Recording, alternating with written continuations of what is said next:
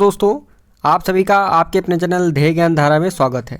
आज हम लोग बिहार शिक्षक भर्ती परीक्षा के लिए बिहार स्पेशल प्रश्नों की सीरीज जो कि टॉप 75 प्रश्न हम लोग रिवीजन कर रहे थे, तो इसी से संबंधित आज या पार्ट नंबर 2 है, दूसरा सेशन है इसका टॉप 75 प्रश्नों से संबंधित प्रश्नों का। तो देखिए, महत्वपूर्ण प्रश्न आप सभी के सामने लाए जाएंगे। आप लोग इस वीडियो के अंत तक बने रहिएगा। 75 प्रश्न ये जो हैं ये आपकी परीक्षा के लिए बहुत ही महत्वपूर्ण होने वाले हैं।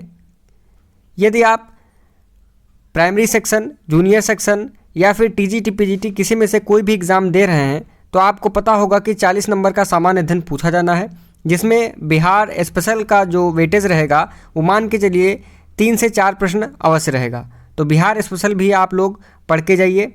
तो चलिए स्टार्ट करते हैं आज का सेशन बिहार शिक्षक भर्ती के लिए बिहार स्पेशल का पार्ट नंबर 2 75 प्रश्नों। तो यहाँ पर हम लोग question wise, point wise, one liner type में प्रश्न देखेंगे जिससे हम लोग जल्द से जल्द ज़्यादा से ज़्यादा प्रश्नों का रिवीजन कर सकें। ठीक है, यहाँ पर ऑप्शन नहीं रखेंगे हैं 4 ऑप्शन, क्योंकि उसमें टाइम लगता आपको भी और मुझे भी आपके सामने ज़्यादा से ज़्यादा प्रश्न लाने में जो है आसान हो जाएगा। तो चलिए, जैसे कि पहला प्रश्न है कि बिहार की स्थापना कब की गई थी। आप सभी को पता है 1912 में की गई थी। ठीक है, स्थापना की गई थी, लेकिन जो अस्तित्व में बिहार आया था तो आप सभी को पता होगा 1936 में यह अस्तित्व में आया था। चलिए, अगला प्रश्न है कि बिहार में कांग्रेस का प्रथम अधिवेशन कहाँ हुआ था। तो आप सभी को पता होगा पटना में हुआ था। सन भी ध्यान रखना है, 1912 में हुआ था। देखिए, अगला बिंदु है कि बिहार के किस जिले में गंगा नदी सबसे लंबी है। तो जो भागलपुर जिला है बिहार का, वहाँ गंगा नदी की लंबाई सबसे ज़्यादा है। ठीक है, तो ध्यान रखिएगा बिहार का कौन सा जिला है जहाँ गंगा नदी की लंबाई सबसे ज़्यादा है, तो वह भागलपुर जिला। ठीक है, चलते हैं अपने अगले प्रश्न की तरफ। प्रश्न है कि बिहार राज्य में गंगा के किनारे स्थित जिलों की कुल संख्या कितनी है। तो 12 है। ठीक है, टोटल 12 ऐसे ज़िले हैं जो गंगा नदी के तट पर स्थित हैं। ठीक है, नेक्स्ट पॉइंट है कि 2011 की जनगणना के अनुसार बिहार के किस जिले में सर्वोच्च लिंग अनुपात दर्ज किया गया है। तो सर्वोच्च लिंगानुपात गोपालगंज में दर्ज किया गया है। ठीक है, 2011 की जनगणना के अनुसार बात की जा रही है, ध्यान रखना है आप सभी को, गोपालगंज का नाम। ठीक है, यहाँ सबसे ज़्यादा लिंगानुपात दर्ज किया गया है। ठीक है, अगला है कि आधुनिक बिहार का निर्माता किसे माना जाता है। तो सच्चिदानंद सिन्हा जो हुए हैं उनको आधुनिक बिहार का निर्माता या आधुनिक बिहार के शिल्पीकार के रूप में भी जाना जाता है। ठीक है, यह महत्वपूर्ण प्रश्न है, आया हुआ है बीपीएससी प्री के एग्जाम में, आपको ध्यान रखना है। देखिए, अगला जो पॉइंट बनता है वह है कि डच ईस्ट इंडिया कंपनी ने किस वर्ष अपनी फैक्ट्री पटना में स्थापित की थी। तो ध्यान रखिएगा 1632 में पटना में डच ईस्ट इंडिया कंपनी ने अपनी पहली फैक्ट्री स्थापित की थी। ठीक है, पटना में आपको ध्यान रखना है स्थान का नाम, और सन 1632, और किसने, डच ईस्ट इंडिया कंपनी के द्वारा। अगला है कि बिहार आर्थिक सर्वेक्षण पहली बार किस वित्तीय वर्ष के लिए प्रकाशित किया गया था। तो बिहार का जो पहला आर्थिक सर्वेक्षण था वह आप ध्यान रखिएगा 2006-07 के लिए प्रकाशित किया गया था।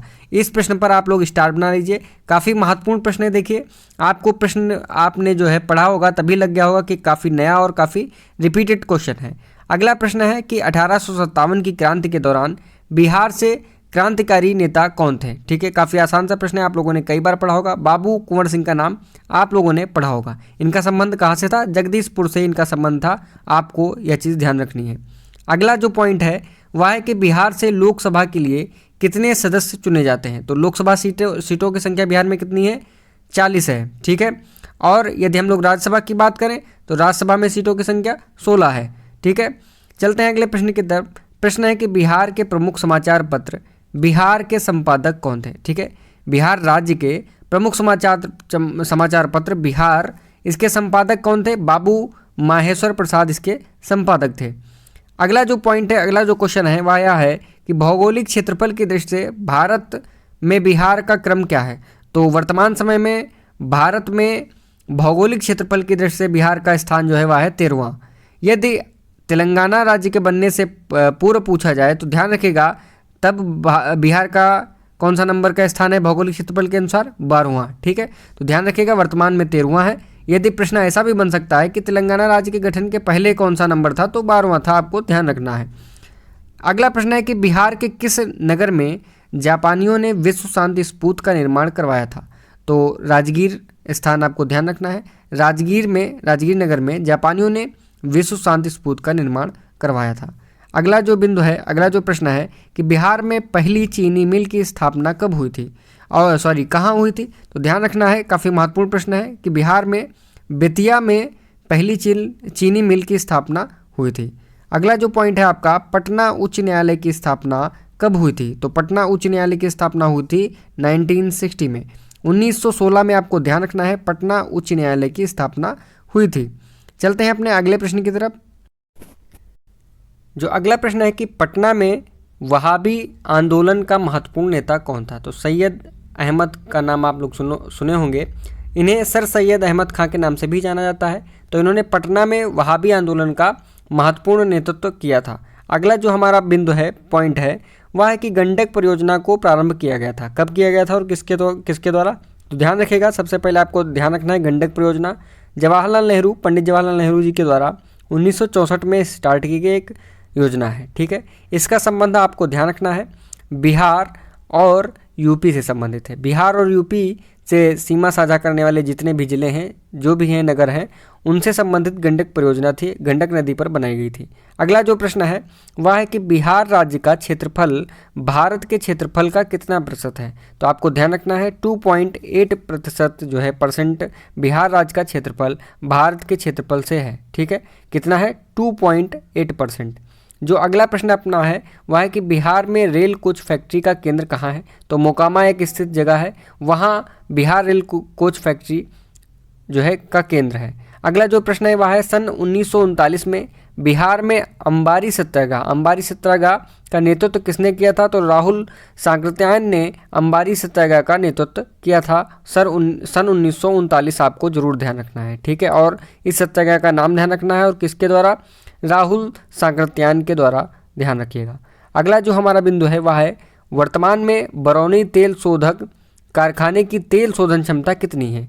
60 लाख टन है वर्तमान में। 2023 में यदि बात की जाए, लेटेस्ट क्वेश्चन यह हो जाता है 2023 में इसकी कितनी है तेल शोधन क्षमता, 60 लाख टन है। ठीक है, और बरौनी तेल शोधन कारखाना कहाँ है, बिहार में है। ठीक है, जो हमारा अगला बिंदु है वह है कि बिहार का प्रसिद्ध नृत्य किस नाम से जाना जाता है। आप सभी इससे परिचित होंगे, विदेशिया नृत्य है जो बिहार का एक प्रसिद्ध नृत्य है। इसे लौंडा नाच के नाम से भी जानते हैं और इसके प्रारंभकर्ता जो थे वह थे भिखारी ठाकुर। ठीक है, जो हमारा अगला बिंदु है वह है कि मुस्लिम लीग का प्रत्यक्ष कार्यवाही दिवस की घोषणा के द्वारा बिहार में पूर्ण हड़ताल कब लागू की गई थी। तो 16 अगस्त 1946 को पहली बार मुस्लिम लीग के द्वारा प्रत्यक्ष कार्यवाही दिवस बिहार में घोषित हुई थी, पहली हड़ताल। ठीक है, जो अगला बिंदु हमारा है वह है कि जयप्रकाश नारायण ने अपनी जन सेवा के लिए मैग्सेसे अवार्ड कब प्राप्त किया था। ठीक है, इस पर भी स्टार्ट में लगा लीजिए, काफ़ी महत्वपूर्ण प्रश्न है। ध्यान रखिएगा 1965 ईस्वी में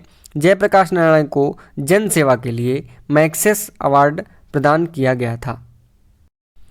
चलते हैं अगले प्रश्न की तरफ। देखिए, पहला जो बिंदु है, अगला बिंदु जो है वह है कि चंपारण सत्याग्रह के दौरान गांधी जी पर मुकदमा चलाया गया था। तो गांधी जी पर मुकदमा कहाँ चलाया गया था। तो मोतीहारी में गांधी जी पर मुकदमा चलाया गया था।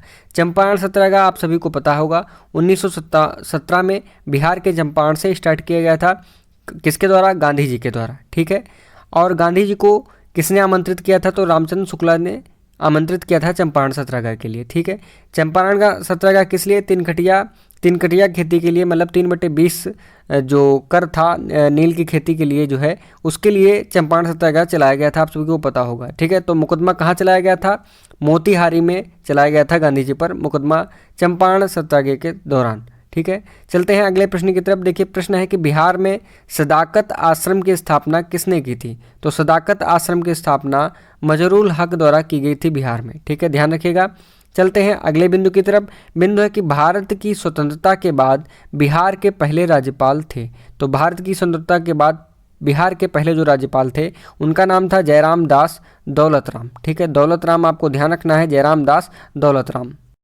तो दोस्तों यहाँ पर देखिए, हम लोगों ने इस वीडियो में मात्र 8 से 10 मिनट के वीडियो में टोटल 30 से 35 प्रश्न यहाँ पर हम लोगों ने देख लिए हैं। ठीक है, और यह ऐसे प्रश्न हैं जो कई बार बीपीएससी के द्वारा पूछे गए हैं एवं आगे भी पूछे जाने की संभावना है। इसका जो पहला वीडियो है, पहला पार्ट है, वह 15 से 16 मिनट का है, जिसमें टोटल आपके 50 प्रश्न जो है समाहित किए गए हैं। तो इस प्रकार आपके टोटल 80 से 85 प्रश्न एकदम कंप्लीट हो गए हैं, क्योंकि थंबनेल में केवल 75 प्रश्न के बारे में ही दिया गया था। तो आप लोग इन 85 या 80 प्रश्नों को आप फास्टेस्ट रिवीजन कर सकते हैं इनका। तो ध्यान रखिएगा, थोड़ा जल्दबाजी में बनाया गया वीडियो है, लेकिन आपको क्या करना है, आपको केवल इन प्रश्नों से होकर गुजरना है, ठीक है। तो दोस्तों लास्ट टाइम में आप जितना ज़्यादा से ज़्यादा रिवीजन कर लें उतना आपके लिए आपकी पढ़ाई में 4 चांद लगाने वाला है। और उम्मीद करते हैं आपको जो है यह वीडियो पसंद आया होगा। यदि पसंद आया है तो आप इस वीडियो को लाइक कीजिए, अपने दोस्तों के साथ शेयर कीजिए, और यदि चैनल को सब्सक्राइब नहीं किया है तो चैनल को सब्सक्राइब करिए और अपनी पढ़ाई में ज़ोर शोर से लगे रहिए। धन्यवाद।